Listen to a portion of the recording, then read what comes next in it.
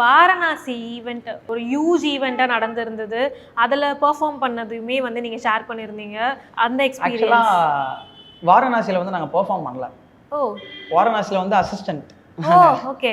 நானும் கௌரியும் வந்து அசிஸ்டன்ட் பண்ணோம். ஒரு வாட்டி சாண்டி பாய் சொன்னார், சரிடா நான் சொல்கிறேன் அப்படின்னு போனதுக்கப்புறம் ஒரு ஃபோன் வந்துட்டு இந்த மாதிரி வாரணாசியில் அசிஸ்டண்ட்டாக நீங்கள் பண்ணுறீங்க அப்படின்றத வந்து அப்போ தான் சொன்னாங்க.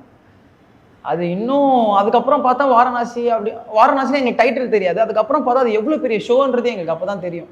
ஒரு 150 பேர் இருப்பாங்க அந்த ஷோவில்.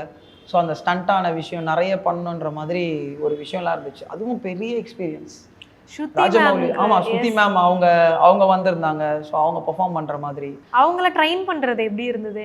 ஏன்னா ஸ்ருதிகாசன் வந்து ஒரு பயங்கரமான பெர்ஃபார்மர் அப்படின்றது தெரியும்.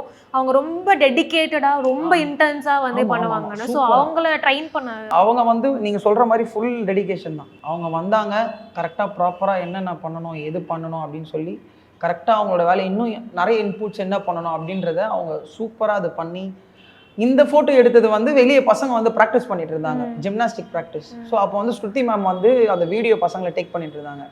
பார்த்துட்டு அப்போ வந்து சாண்டி பாய் வந்து இன்ட்ரடியூஸ் பண்ணி, ஸோ பசங்க அசிஸ்டண்ட்டாக பண்ணுறாங்க இவனுங்க தான் அப்படின்னு சொல்லி அப்போது ஃபோட்டோ எடுத்தது தான் அது. ஆனால் அதுதான் சொல்கிறேனே, எனக்கு சாண்டி பாய் எவ்வளோ நான் எப்படி நன்றி சொல்கிறதுன்னு எனக்கு தெரியாது. ஸோ இந்த மாதிரி ஒரு விஷயம்லாம்